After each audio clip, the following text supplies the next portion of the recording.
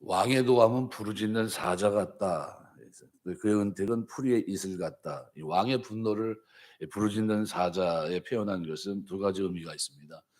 통치자가 노를 절제해야 된다. 억제하는 절제심을 가져야 된다는 교훈과 또 하나는 백성들은 그에게 복종해야 된다라는 것을 경고한 겁니다. 그래서 사자의 부르짖음은 분노를 형상화한 겁니다. 사자가 부르짖을 때 얼마나 두렵습니까? 예. 그래서 이 위험과 죽음의 의미를 함축한 표현이 부르짖는 겁니다. 그래서 왕은 백성을 배려하고 백성은 왕을 존중하고 진노하지 않게 하면서 이러한 비극적 결과가 발생하지 않도록 공조해야 된다라는 교훈인데, 이 하반절은 또 왕의 은택을 다룹니다. 그래서 하반절에는 왕에게 자비로 그 백성을 다스릴 것을 교훈하는 경고입니다. 그래서 그의 은택은, 나는 뭐 라촌이란 말은 이거는 기뻐하다 즐거워하다라는 겁니다. 기쁨, 즐거움. 그래서 즐거운 마음에서 흘러나오는 호의라는 이런 뜻입니다. 그래서 이 왕이 기쁜 마음으로 선정을 베푸는 것을 나타냅니다. 그의 은택은 그래서 선정을 베풀 수 있도록 이게 오늘 본문에서는 풀이의 이슬 이렇게 비유하고 있는데, 사실 팔레스타인 지방에는 이슬이 답니다. 그래서 5월서부터 10월까지는 건기이기 때문에 비가 거의 내리지 않습니다. 이때 지중해에는 습기를 지닌 바람이 불어오는데 그 일교차로 인해서 차가워진 한밤의 찬 공기 때문에 고온다습한 바람에 실려 있는 많은 습기가 새벽에 이슬로 내립니다. 새벽에 이슬로 적지 않은 양이 완전히 수자원입니다. 그래서 이것을 근거로 해서 그 자체가 생명이고 하나님의 축복으로 여겨졌습니다. 솔로몬은 바로 이러한 이슬이 통치자의 선정을 거기다 빗대고 있는 겁니다. 그러니까 여러분이 오늘 본문에 이 왕의 노함은 사자의 부르짖음 같고 그의 은택은 풀이의 이슬 같다. 그러니까 이슬이 산천의 크고 작은 동식물들에게 생명수가 되고 사람에게 마실 물, 그죠? 농사에 필요한 물을 공급하듯이 통치자가 호의를 품고 기쁜 마음으로 백성들을 바르게 다스리는 것은 그 백성들에게 생명이 되고 기쁨이 되고 축복이 된다는 것을 나타냅니다. 그래서 솔로몬은 이것을 전해 듣게 될 후대 왕들에게 자신의 통치 행위가 백성들에게 얼마나 중대한 영향을 끼치는지를 각성하게 하고 자비로 백성을 선정을 베풀 것을 권고하고 있는 내용입니다. 그래서 우리는 어 누가 대통령이 되든 누가 권력을 잡았든 꼭 기억하시면서 선정을 베푸는 왕이 되게 하옵소서. 백성을 생각하고 고민할 수 있는, 진짜 배려할 수 있는 왕이 되어지게 해 달라고 늘 기도해야 됩니다. 하나님의 은혜가 임하는 왕이 될 수 있게 해 달라고. 그래서 디모데후서 2 장에 보면은 꼭 먼저 나라와 임금을 위해서 먼저 기도하고 고요하고 단정한 가운데 살기 위해서. 왜냐하면 왕이 어떻게 생각하느냐, 대통령이 어떻게 생각하느냐에 따라서 나라가 혼돈에 빠질 수도 있고 나라가 우리가 고요하고 단정한 가운데 평안한 생활을 할 수 있고 그렇습니다. 그래서 제일 이 우선적으로 나라와 민족 통치자를 위해서 반드시 기도해야 됩니다. 그래서 이런 은혜 가운데 그 우리 다스리는 뭐 대통령이나 우리 위정자들, 정치인들 이런 사람들이 진짜 백성을 생각하면서 선정을 베풀 수 있는 진짜 이런 정책들이 나와야 됩니다. 진짜 백성을 위한 정책들이, 이런 부동산 정책도 백성을 위한 정책이 돼야 되는 겁니다. 그런 부분도 기도할 일이 많다는 거죠, 우리가. 억울한 일이 많은데 그럴 때는 어떻게 해요? 하나님 앞에 기도해야 됩니다. 선정을 베풀고 백성들이 고난당하지 않게 해 달라고 기도해야 됩니다. 두 번째로 13절 보시면은 미련한 자에 대한 겁니다. 고대 근동에서는 후손에 대한 기대감이 컸습니다. 특별히 후손의 번성은 사람이 누릴 수 있는 최대의 축복이자 영광 중 하나로 여겼고, 이스라엘의 경우도 같은 생각을 가지고 있었습니다. 그래서 이스라엘은 이 후손이 번창하거나 슬기로운 자녀를 가지는 것은 최대의 축복이고 이것은 영광이었고, 그래서 후손이 쇠락하는 것은 그 자체가 미련한 것은 그 조상이나 그 부모에게 큰 수치가 됐습니다. 그래서 이거를 오늘 본문에서는 재앙이요 하우다라 이렇게 써 있는데, 물질적인 쇠락과 운명적인 추락을 같이 내려납니다. 재앙이 단순히 그냥 물질만 잃어버린 것이 아니라 운명적인 추락을 얘기합니다. 그래서 이 아비의 재앙이 될 수 있다. 그러니까 아들이 미련할 때입니다. 성경은 미련한 자녀들, 하나님으로부터 말미암아 신령한 지혜가 없었던 자녀들이 부모에게 얼마나 큰 비극을 초래했는가 여러 곳에서 증거하고 있는데, 그 대표적인 인물이 엘리의 두 아들 홈리와 비느하스입니다. 엘리의 제사장으로서 이스라엘 전체에 영향을 끼쳤던 사사입니다. 그런데 성경은 그의 아들에 대해서 여호와를 알지 못하는 불량자라, 사무엘상 2장 12절에 말씀합니다. 그들은 하나님을 결코 두려워하지 않았고 하나님께 드리는 제사의 제물을 오직 자신의 배를 불리는 수단으로 생각했습니다. 그들은 하나님을 무시했고 미련함으로 온갖 악행을 저질렀습니다.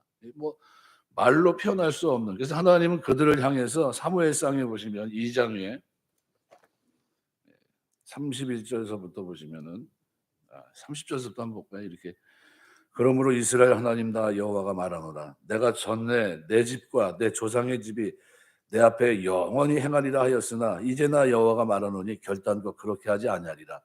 나를 존중히 여기는 자를 내가 존중히 여기고 나를 멸시하는 자를 내가 멸시하리라. 보라, 내가 내 팔과 내 조상의 집 팔을 끊어 내 집에 노인이 하나도 없게 하는 날이 이를지라. 이스라엘에게 모든 복을 내리는 중에 너는 내 처소에 환난을 볼 것이요 내 집에 영원토록 노인이 없을 것이며. 저주입니다. 이건 누구 때문에 이렇게 됩니까? 엘리의 집에 내린 저주인데, 홈리와 비느하스 그리고 그 아들을 게으름으로 인한 방치, 그죠? 제사장인데 자기 아들을 돌아보지 못합니다. 가르쳤어야 되는데 초달하지 못했습니다. 그래서 그것이 습관이 되고 그것이 운명이 됩니다. 그래서 이것을 재앙이라고 표현한 겁니다. 재앙은 물질적인 손해만 보는 게 아니라 완전히 어떤 영적인 곤핍함까지 다 경험한 겁니다. 이게 홈리와 비느하스의 결과입니다. 그래서 그 말씀대로 그들은 한날 한시에 죽음을 당하고, 그뿐만이 아닙니다. 이스라엘과 하나님 사이의 언약을 상징하는 언약궤도 할례 없는 블레셋 사람들을 이방인들에게 뺏기고 전대미문의 재앙을 당합니다. 어떻게 저런 일이 일어날 수 있지? 법궤를 들고 나가면 반드시 이겼는데 다 뺏깁니다. 다 무너지고 다 죽습니다. 그러니까 미련한 엘리의 자식들로 인해서 그 가문에 저주가 떨어진 것은 물론이고 나라 전체가 다시 없는 비참한 비극을 당한 겁니다. 아주 심각한 거죠. 이들만이 아닙니다. 진실한 아비의 이름을 더럽힌 사무엘의 두 아들 요엘, 아비야가 그러했고, 다윗의 아들 중 페류나 압살롬이 그러했습니다. 이스라엘의 남북 분열을 초래했던 솔로몬의 아들 르호보암이 그러했고, 미련한 아들은 계속 등장합니다. 그 부모와 가문과 공동체까지 큰 비극을 초래합니다. 이로 인해서 본서 여러 곳에서 초달하라고 말합니다. 회초리를 들어라. 회초리를 언제 들어야 됩니까? 그때그때 들으라고 했어요. 그때그때.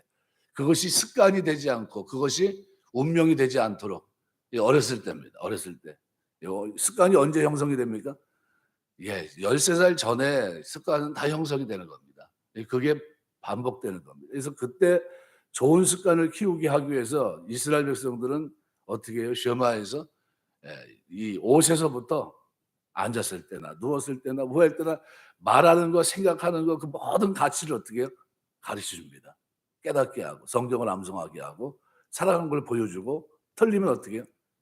처단하고 하면서 아주 철저하게 엄격한 교육을 합니다. 왜 우리 부모는 왜 이렇게 차갑지 싶을 정도로. 그 이유가 뭡니까? 미련함을 일깨우기 위해서입니다. 단 한 가지예요. 하나님 앞에 우리 가문에 하나님 주신 저 기업으로 준 자식이 미련한 자식이 돼서는 안 된다. 하나님 경외하는 자식이 되고 하나님을 아는 자식이 돼야 되는데 그거 안 되면 안 된다 해가지고 어려서부터 그렇게 훈련한 겁니다. 근데 미련함은 뭡니까? 하나님을 알지 못하는 게 미련함이에요. 그럼 가만히 생각해 보십시오. 구약에 그런 일이 있었구나가 아니라 신약 우리 그리스도 안에서 우리 사랑하는 자녀들에게 어떻게 행하십니까? 그 미련함 속에 살아가는 거를 그냥 괜찮아 괜찮아 그러지 말라는 거예요.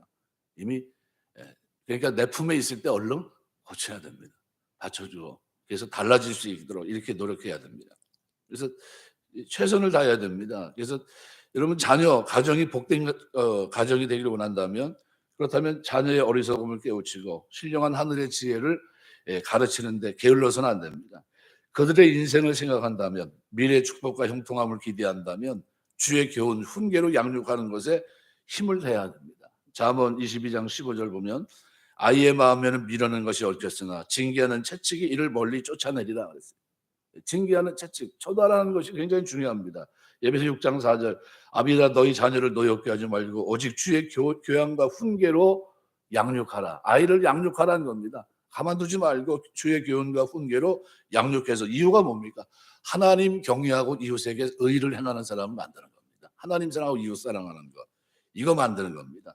여기서 또 하나의 해를 더 기록하고 있습니다. 미련한 아들은 아비의 재앙이요. 그다음에 다투는 아내는 이어 떨어지는 물방울이라. 아내가 주는 해악입니다. 고대 이스라엘의 일반 가옥 구조는 진흙을 말려서 벽돌을 만들고 벽돌을 쌓아서 외벽을 만듭니다.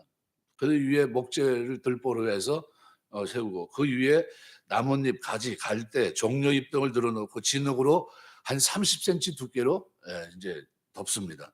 이렇게 해서 말려요. 그 위로 뭐를 하냐면 방수의 목적으로 회치를 합니다. 이게 일반적인 가옥 구조입니다. 근데 강수량이 많은 우기에는 비가 새는 일이 흔합니다. 비가 새면 온 집에 근심이에요. 왜? 고통거리고 저걸 어떻게 해야 되나? 비가 새는데 방법은 없고. 그러니까 결국 다투는 아내로 인해서 온 집이 근심하고 괴로워하게 된다는 것을 여기서 비가 새는 것으로 얘기하는 겁니다. 그러면서 물방울이 떨어지는 것으로 얘기하면서 이렇게 표현합니다. 다투는 아내는 이어 떨어지는 물방울이다. 이어 떨어지는 타라드란 말은 계속 연속된다, 쫓아간다는 뜻입니다. 그래서 다투는 아내로 인해서 겪게 되는 남편의 근심과 가족의 고통이 실로 중한 것이다라는 것을 분명히 말씀하고 있는 겁니다. 우리가 가정에서 우리 아내 되시는 분들이 이렇게 이어 떨어지는 물방울이다 그러면 어떻게 해요? 계속 고통을 주는 그런 모습이 되면 안 되겠죠. 그래서 가정의 평안을 위해서 늘 기도하고 가정의 평안이 임하기 위해서 제일 중요한 게 뭡니까? 우리가 하나님의 은혜로 살고 있다는 걸 잊지 마셔야 돼요. 이게 은혜를 깨닫는 중에 또 하나 깨닫는 게 뭡니까? 평강입니다. 이 평강은 세상 것으로 오는 게 아니라 뭐를 통해서 오냐면 주께서 행하신 일의 결과로 나에게 오는데 그것이 은혜가 받아들여질 때 깨달아질 때 그 평강이 나에게 놀라운 축복을 임합니다. 그래서 어느 자리 가서도 이 은혜와 평강은 영원합니다. 그래서 바울이 인사말을 할 때마다 은혜와 평강이 있을지어다 계속 강조합니다. 왜냐하면 이것은 우리 삶의 가장 기초적이면서도 반드시 있어야 될 가장 놀라운 축복입니다. 은혜와 평강이 여러분의 삶 속에 늘 충만하게 되시길 주의 이름으로 축원합니다. 오늘 14절에는 이렇게 표현합니다. 집과 재물은 조상에게 상속하거니와 슬기로운 아내는 여호와께로 말미암느니라.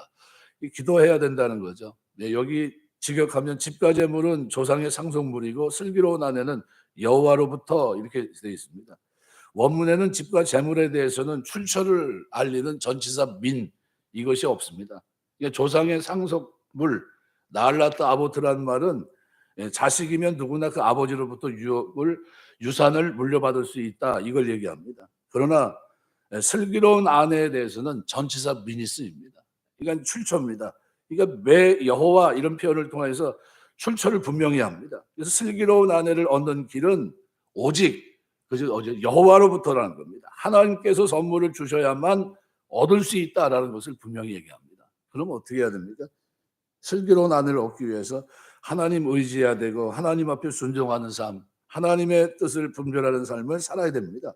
이러한 교훈은 하나님을 의지하고 믿음으로 배우자를 얻어야 된다는 사실을 분명히 말씀합니다. 그래서 슬기로운 아내는 여호와께로 말미암는 겁니다. 여러분 기도하시면서 며느리를 봐야 될 가정은 슬기로운 아내가 들어오게 하시고 딸을 시집 보내야 될 가정에서는 하나님 내 사랑하는 딸이 슬기로운 아내로 살아갈 수 있도록 하나님 인도해 달라고 기도하셔야 됩니다. 그래서 말씀 맺겠습니다. 어떤 사람이 슬기로운 사람이냐 얘기하면 신중하게 사려 깊게 생각하는 사람인데 그런데도 불구하고 성경은 여호와 경외하는 이것이 지식의 근본입니다. 가장 기초적인 겁니다. 그래서 이것이 잘 돼 있는 이 사람이 하나님 앞에 축복입니다. 그 사람은 이미 뭐예요? 미련이 벗겨져 있습니다.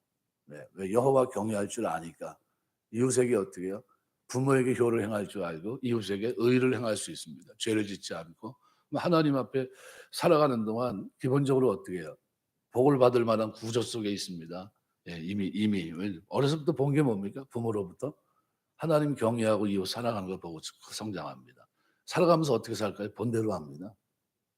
신앙생활은요. 부모님이 보여준 대로 그대로 살아가는 게 신앙생활입니다.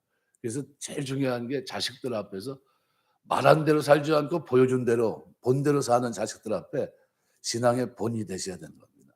기도의 본, 신앙 예배의 본. 우리 어머니 아버지는 교회를 안 나가면서도 그 얘기를 합니다. 깜짝깜짝 놀랄 때가 있어요. 자기는 어렸을 때 교회를 다녔는데 근데 지금은 안 다니는데 지금도 그때 어머니 다녔던 생각을 보면 뭐 이렇게 열심히 기도하시는지 모른다고 그런 걸 얘기를 해요. 그런 사람들은 다 언제 때가 되면 하나님 앞에 돌아옵니다. 하나님 반드시 불러요. 이거 뭘 본검이 하나님 경외하는 거 그런 거구나 하는 걸 알아요. 다만 그 길을 가지 않고 있을 뿐이에요.